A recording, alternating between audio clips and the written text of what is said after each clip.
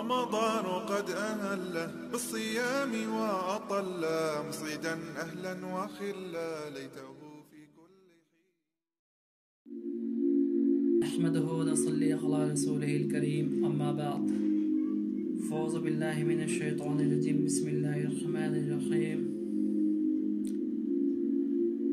يا أيها الذين آمنوا كتب عليكم الصيام كما كتب على الذين من قبلكم لعلكم تتقون رب اشرح لي صدري ويسر لي أمري واحلل عقدة من لساني يفقهوا قولي. خوش آمدید ماہ سیام. ماہ سیام نزول قرآن کا مہینہ، اللہ تعالیٰ کی خاص رحمتوں اور برکتوں کا مہینہ، صبر کا مہینہ، فراخ رزق کا مہینہ، ایک دوسرے سے خیر خواہی طلب کرنے کا مہینہ، جنت میں داخل ہونے اور جہنم سے آزادی حاصل کرنے کا مہینہ،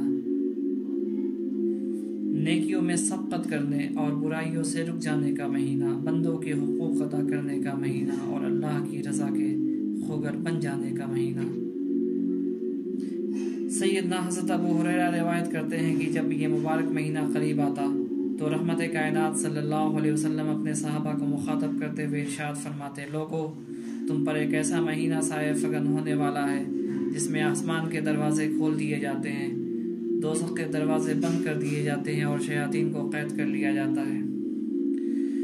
گفتگو کے آغاز میں ہم نے جس قرآنی آیت کی تلاوت کا شرف حاصل کیا، اس کا سیدھا سادہ ترجمہ یہ ہے کہ اے ایمان والو، تم پر روزے فرض کیے گئے جیسا کہ تم سے اگلوں پر فرض کیے گئے تھے تاکہ تم متقی ہو۔ سامعین محترم، اس آیت قرآنی میں ہمارے لیے ایک واضح پیغام پوشیدہ ہے، اور وہ پیغام یہ ہے کہ ماہ رمضان کے اندر کی جانے والی تمام قسم کی عبادتوں کی غرض و غایت، اس کا مرکز و محور تقویٰ ہے۔ قرآن کے بیان کے مطابق اگر نیکیوں کی اس فضل بہار کی آمد کا بنیادی مقصد بندگان خدا کو تقویٰ کی عظیم نعمت سے ہمکنار کرنا ہے، تو ہمارے لیے یہ ضروری ہو جاتا ہے کہ ہم جانیں کہ تقویٰ کی تعریف کیا ہے، تقویٰ کسے کہتے ہیں۔ اس سلسلے میں ایک مشہور روایت ہم تک پہنچی ہے جس میں سیدنا حضرت عمر بن خطاب رضی اللہ تعالیٰ عنہ حضرت ابی بن کعب سے پوچھتے ہیں کہ تقویٰ کی تعریف کیا ہے۔ جواب میں حضرت ابی بن کعب نے دریافت کیا کہ کیا کبھی آپ کا گزر کسی خاردار جھاڑی سے ہوا ہے؟ حضرت عمر نے فرمایا ہاں۔ پھر آپ اس وادی سے کس طرح گزرے؟ سیدنا عمر بن خطاب فرماتے ہیں کہ میں پورے احتیاط کے ساتھ اپنے دامن کو سمیٹ کر کانٹوں سے بچتا ہوا آہستہ آہستہ گھسر کر اس خاردار وادی سے گزرتا ہوں۔ ابی بن کعب نے فرمایا تقویٰ یہی ہے۔ اس حدیث میں ہمارے لیے زندگی گزارنے کا سنہری اصول پوشیدہ ہے۔ یہ دنیا اسی خاردار جھاڑی کی مانند ہے جہاں قدم قدم پر معصیت الہی کے کانٹے بچھے ہوئے ہیں، جس سے دامن بچا کر ہمیں اس دنیا سے گزرنا ہے اور اپنے ابدی ٹھکانے جنت کی جانب کوچ کرنا ہے۔ اس پیغام حیات کی یاد دہانی کے طور پر ماہ سیام ہمارے اوپر سایہ فگن ہو رہا ہے، لہٰذا ہمیں چاہیے کہ اسی احساس اور خلوص للہیت کے ساتھ ہم ماہ رمضان کا استقبال کریں۔ ماہ سیام کی بے شمار فضیلتوں میں سب سے بڑی فضیلت یہ ہے کہ یہ نزول قرآن کا مہینہ ہے، یعنی یہ وہ ماہ محترم ہے جس کی مبارک ساعتوں میں آخری آسمانی کتاب قرآن حکیم لوح محفوظ سے آسمانی دنیا پہ نازل کی گئی۔ چنانچہ ارشاد باری تعالیٰ ہے: شہر رمضان الذی انزل فیہ القرآن ھدی للناس وبینات من الہدی والفرقان۔ رمضان وہ مہینہ ہے جس میں قرآن نازل کیا گیا، جو لوگوں کو ہدایت کرنے والا ہے اور جس میں حق و باطل کے درمیان تمیز کی نشانیاں ہیں۔ یہ بات محتاج بیان نہیں کہ قرآن نے حکیم بنی نوع انسان کے لیے مشعل ہدایت ہے، یعنی یہ وہ کتاب مبین ہے جس میں دنیا اور آخرت کی ساری بھلائیاں پوشیدہ ہے۔ لہٰذا خیر امت ہونے کے ناطے ہمارا یہ فرض ہے کہ خیر اور بھلائی کا یہ پیغام انسانیت تک پہنچائیں۔ اس کار عظیم کے لیے ضروری ہے کہ قرآن کو سمجھ کر پڑھا جائے اور اس کتاب ہدایت کی سیدھی اور سچی تعلیمات کو اپنی زندگی میں اتارا جائے، اور یہ اسی وقت ممکن ہے جب ہم قرآنی آیات کے اوپر غور و فکر کریں گے۔ لہٰذا آئیے ابھی سے یہ عہد کریں کہ ہم اس ماہ قرآن، ماہ ذیشان کے اندر اپنا عملی رشتہ کتاب مبین سے استوار کریں گے اور قرآن کا پیغام پوری انسانیت تک پہنچائیں گے۔ اللہ تعالی ہم تمام لوگوں کو عمل کی توفیق عطا فرمائے، آمین یا رب العالمین۔ سامعین محترم، ماہ رمضان ایک ایسے وقت میں ہمارے اوپر سایہ فگن ہو رہا ہے جب ساری عالم انسانیت کووڈ-19 جیسے مہلک مرض میں گرفتار ہے۔ सारा कारखाना आलम ठप रहा हुआ है।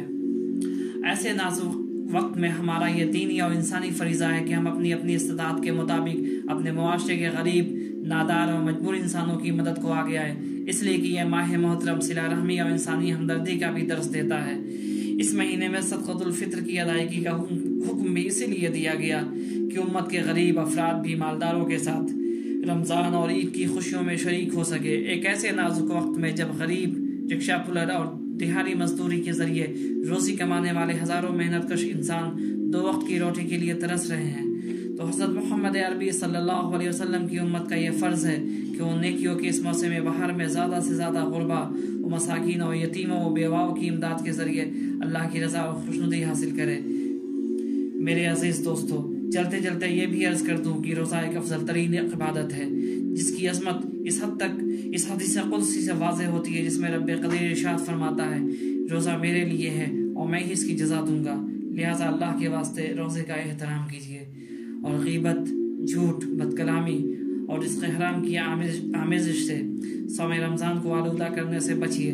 अगर कोई आपसे बदकलामी करे तो आप मतानत के साथ ये कहते हुए गुजर जाइए कि भाई मेरा रोज़ा है। ज़रा सोचिए तो सही वो कितना खुशबख्त इंसान होगा जो महज़ अल्लाह की रज़ा की खातिर सुबह सादिक से गुरूब आफ्ताब तक भूख और प्यास की तकलीफ़ बर्दाश्त करता है, हमा वक्त ज़िक्र इलाही में लगा रहता है और गुनाहों से दूर रहता है।